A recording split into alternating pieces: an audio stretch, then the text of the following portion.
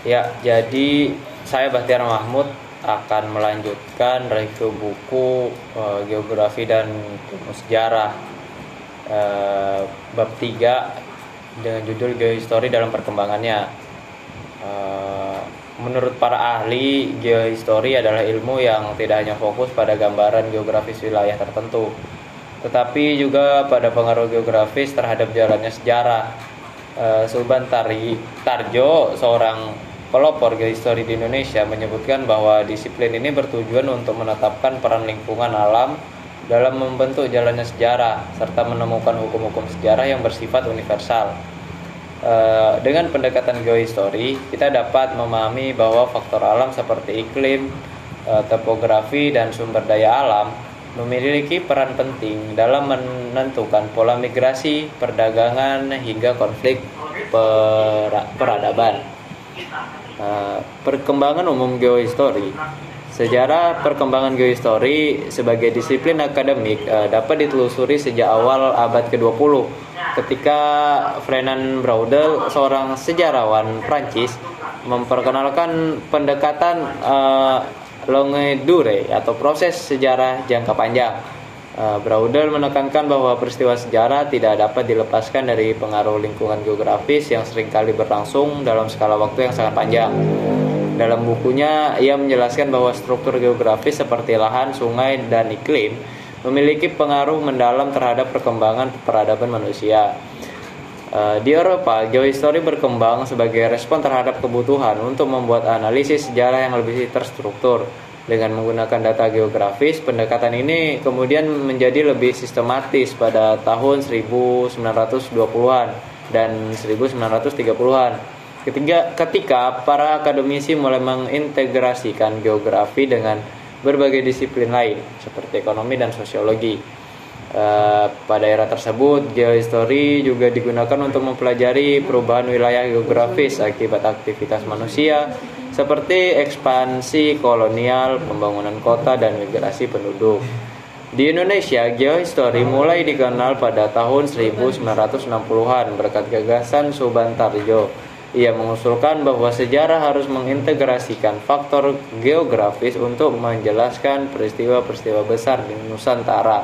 Istilah ini mengalami kebangkitan kembali pada tahun 2017 ketika masuk dalam kurikulum kualifikasi nasional Indonesia (KKNI) sebagai bagian dari mata kuliah wajib di beberapa universitas. Dalam konteks ini, geohistory mengkaji sejarah kerajaan-kerajaan di kawasan lahan basah Nusantara seperti Sriwijaya, Majapahit, dan Demak, yang semuanya berlokasi di wilayah dengan akses maritim strategis. Selanjutnya, keberadaan geohistory di Indonesia.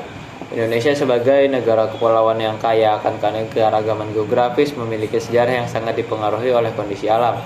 Geohistory di Indonesia menyoroti bagaimana lokasi geografis seperti lahan basah, delta sungai, dan pesisir pantai mempengaruhi perkembangan budaya, ekonomi, dan politik.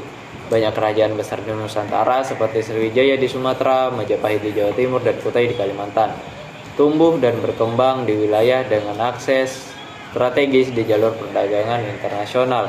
Wilayah-wilayah ini memanfaatkan sumber daya alam yang melimpah seperti hasil laut, tanah subur, dan sungai untuk mendukung pertumbuhan ekonomi mereka. Selain itu, sejarah penyebaran agama di Nusantara juga dipengaruhi oleh faktor strategis. Jalur perdagangan maritim yang melintasi Indonesia memungkinkan penyebaran agama Hindu, Buddha, dan Islam dari India, Cina, dan Timur Tengah. Geohistory memberikan wawasan tentang bagaimana letak geografis Indonesia berperan dalam menciptakan budaya kosmopolitan yang menggabungkan berbagai tradisi dan kepercayaan. Geohistory juga relevan dalam upaya konservasi budaya dan situs sejarah. Dengan memahami hubungan antara lokasi geografis dan pola aktivitas manusia, kita dapat mengidentifikasi situs-situs penting yang memiliki nilai sejarah sekaligus ekologis. Sebagai contoh, wilayah basah di Kalimantan Selatan yang pernah menjadi pusat peradaban negara Dipa dan negara Daha memiliki potensi besar untuk dijadikan kawasan wisata, sejarah, dan ekowisata. Dengan pendekatan yang integratif, geohistory memberikan kontribusi signifikan dalam membangun pemahaman yang lebih komprehensif tentang sejarah manusia dan interaksinya dengan lingkungan. Studi ini menjadi semakin relevan dalam era globalisasi, di mana dinamika manusia dan lingkungan menjadi lebih kompleks.